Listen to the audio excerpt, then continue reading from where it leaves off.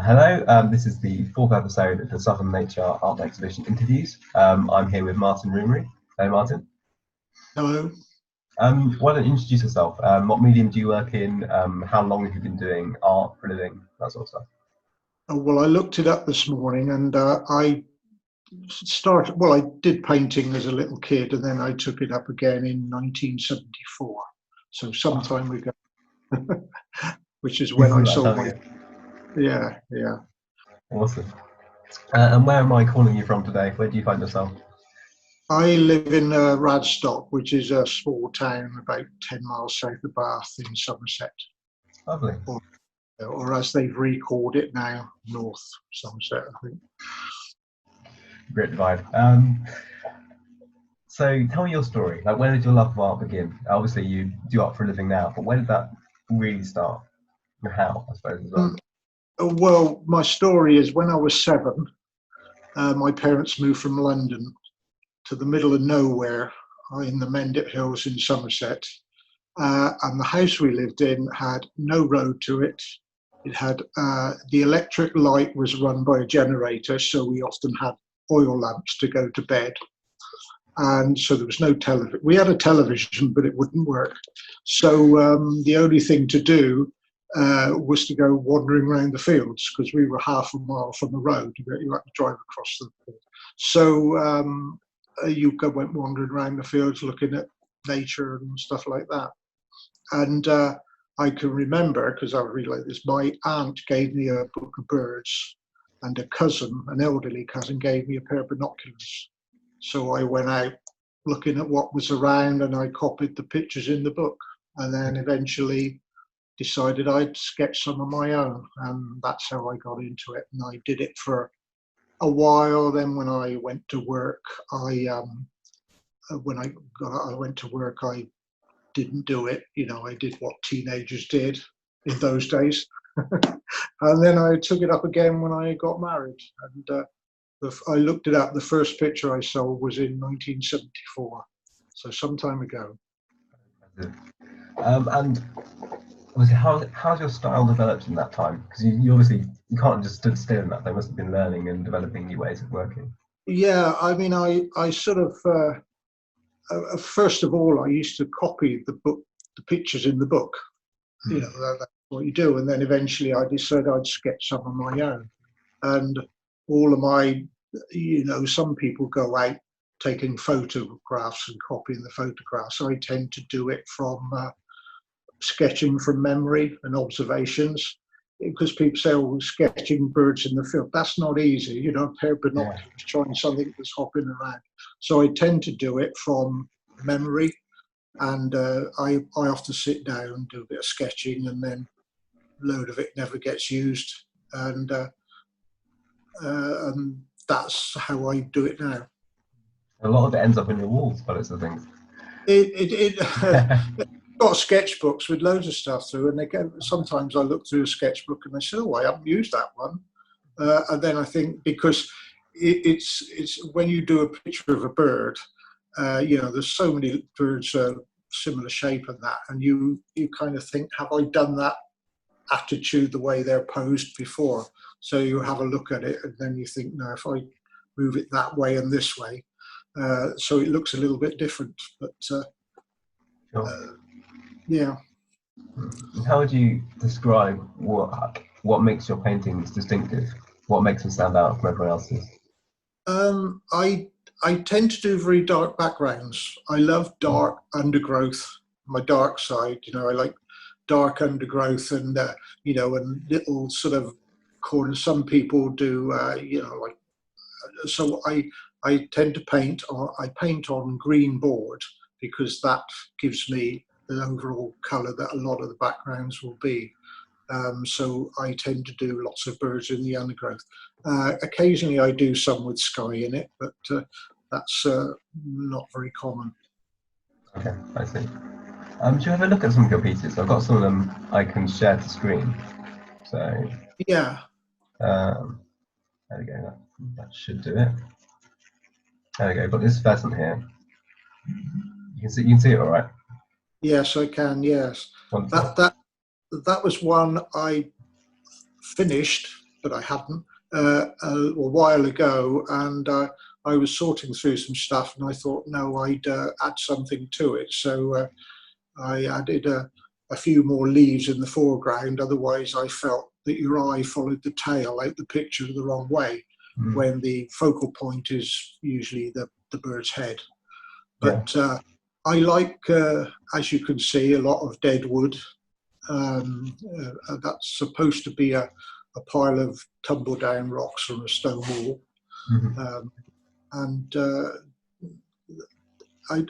it's a very colourful bird, of course, that helps. You know, a lot of people know a certain bird, so sometimes it's a good idea to do ones that they would instantly recognise, like a pheasant or a robin and that.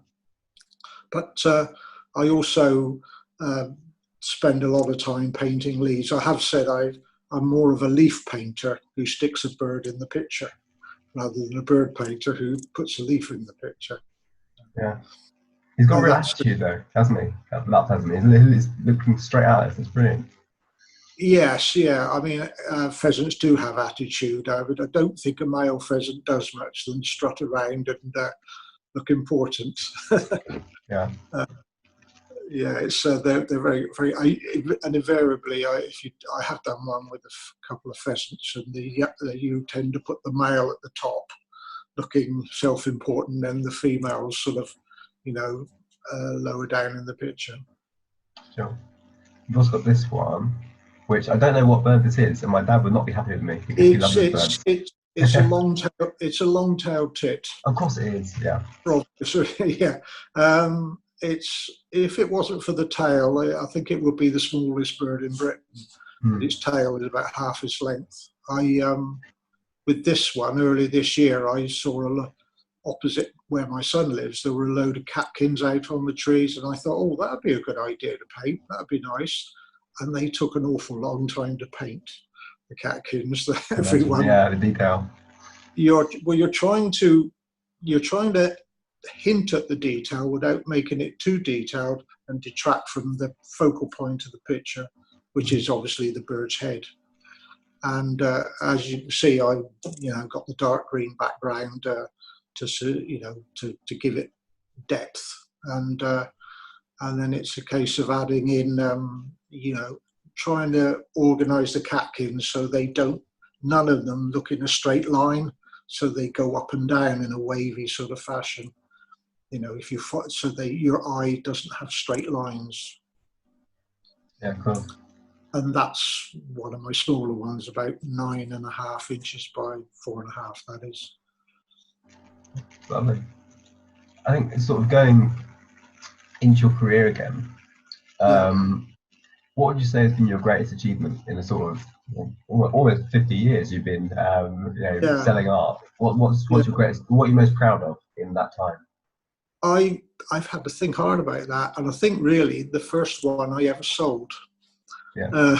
The first one, that was one of the first one I ever sold. I'd been married about a year, and I decided, I think I'll do it. And I painted a little picture. I put it in the works where I worked, handicraft show. I couldn't pick it up because I was off playing cricket. Now someone else to. That's my other thing. I asked someone to pick it up for me, and he said, "How much do you want for it? My wife likes it." So I said to someone else in the drawing office, "I don't know what to charge him." And he said, "Well, tell him it's £3, and I'll have 2." And of course, £3 was worth a lot more than £3 is now. Right. I can't remember how much. So I did. Then I started to sell to people at work, and then within a couple of years, I sold some at a gallery in Wells in Somerset. And since then, I've been doing it. It's painting continuously, really, since then. I suppose selling that first painting, sort of, it's saying, I'm not the only one that thinks this is good. I'm not the only one that thinks it's worth my time doing this. But, that's a huge thing. You're right. I thought I had a copy of it. I thought he had well, in those days, photocopies didn't exist. Yeah. I think you used a camera, and I thought I had a copy of it, but I can't. I have occasionally seen pictures of mine paintings of mine crop up on the internet. And if I could buy them and get them off the internet, I would, but they're still on the internet. I'd buy them where someone has sold something on, where possibly children have inherited a load of stuff and they don't want them and they've advertised them.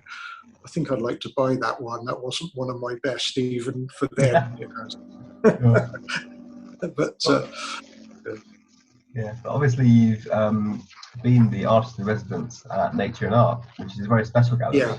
And tell us a little bit more about your role there and exactly what they do.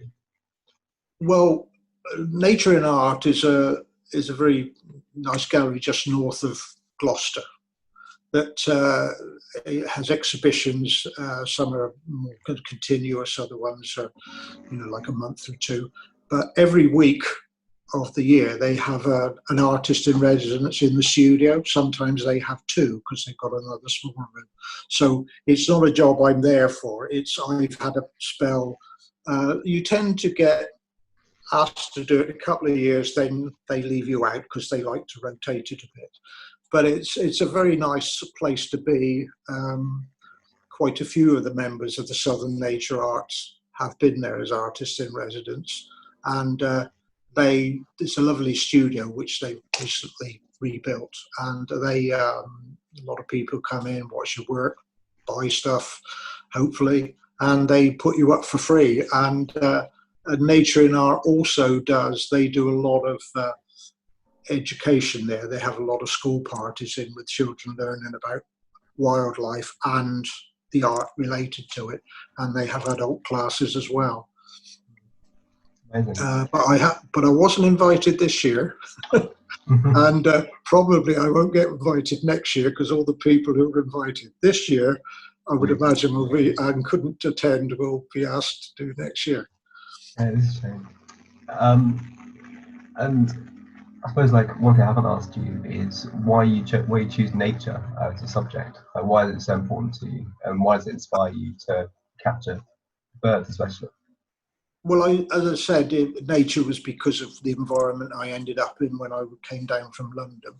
And the thing is with wildlife, most mammals you're not going to see very often. They're very. There weren't many deer around. I don't remember any deer. I came across angry badgers occasionally at night, but steer clear of them. But birds are easy to see and are quite obvious, whereas a lot of wildlife, a lot of mammals aren't. They're very secretive and out of the way. They're brown as well, so they blend in. Yeah, you hear a rustling, you might come across a mouse. I've been bitten by a mouse, actually. I picked one up. Don't pick up a mouse. I also picked up a weasel and got bit by that as well. So you don't see much in the way of mammals unless you possibly go to a zoo or a wildlife park these days. So. Sure.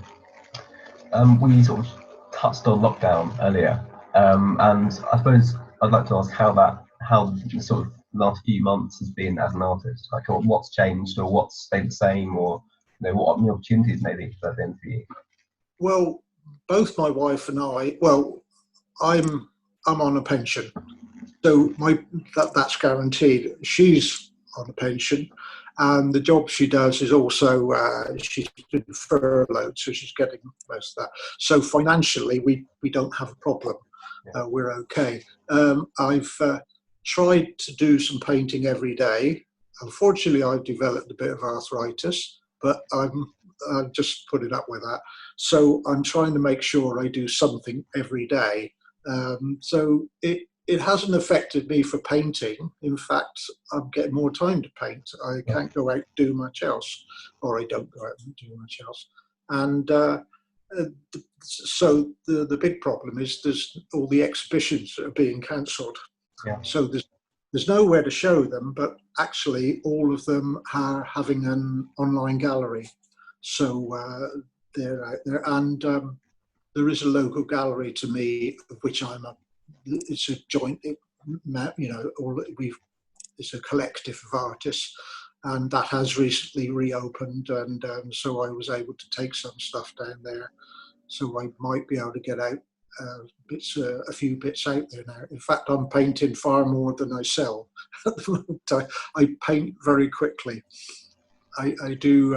I suppose that's from doing it for so long. I know what I'm doing. I know how to get the effect I want most of the time. Mm. And I've been thinking, for a lot of people, not being able to go outside, that's been it's been inspiring for them to sort of take art as a hobby, or take it up, or maybe even develop their hobby into creating things they feel like they can sell. I suppose I'd love to know your advice to people who find themselves in that position of maybe developing some new passion for art.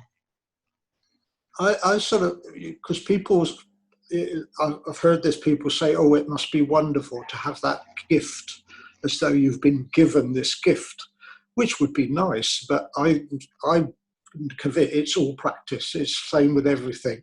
The guy who wins Wimbledon practices more than the person who sort of, yes, there must be an element of, seeing things recognized. I can probably maybe visualize what I've seen better than someone else. But most of the people who will say, oh, I don't know about that, have been doing it for, a couple of years. These days, there's so many places where you can see tutorials or get videos or go along to art classes at a place like Nature in Art or Southern Nature, who have art classes. And quite a lot of very good artists turn up to see how other artists do it. I've done an art class at Nature in Art, and somebody came along and they were painting. They did quite a good job of it. And when I saw what they normally paint, my immediate reaction was, I hope I didn't talk down to them, because they were brilliant at painting horses. They just weren't familiar with birds. So quite a lot of people who I know, I would say, cool, they're good artists. They still go and watch what other people are doing and get tips from them. And I've done the same now. I've gone to a couple of people's stuff just to, in the first place, just to see how they do an art class, because just so I said, can I sit in? And they said, yeah, but I've been to another one now just to see other people doing stuff. You never stop learning. It's good. But basically, it's practice, and doesn't make perfect, but it probably makes you better. Yeah, amazing. And am I right in saying your art's appearing on our new website for Southern Nature? I think it is. Sorry? Yes, yeah. Yeah, for our online session, yeah. Yes, the art on the Southern Nature art. Have I lost you now? Oh, yeah. Yes, yes, it was the question, have I got stuff on Southern Nature Art's webpage? Is that? Yeah. Yes, I eventually got around to that, because I was trying to send them stuff that was, because I couldn't use stuff I already had, because that was destined for another place. And I was had some of my artwork was off somewhere being scanned for prints. So because I don't have that facility, so I was getting chased up by Caroline and Nick Parker. Yeah. But yes, they said we haven't had your biog and haven't that. So I think they've got everything now. Yeah. So if you want to see Martin's work, you can go on that webpage and it'll still be there, which is good. Yes. Those two, they're two of the ones that are on there, and there's some other ones there as well. Yeah. Amazing. Well, thank you so much for meeting with me today. Thank you for sitting down. It's been good to talk. Yeah, good. I'm going to watch the cricket now. Wonderful. Enjoy. Right. Goodbye. Okay. Thanks, bye.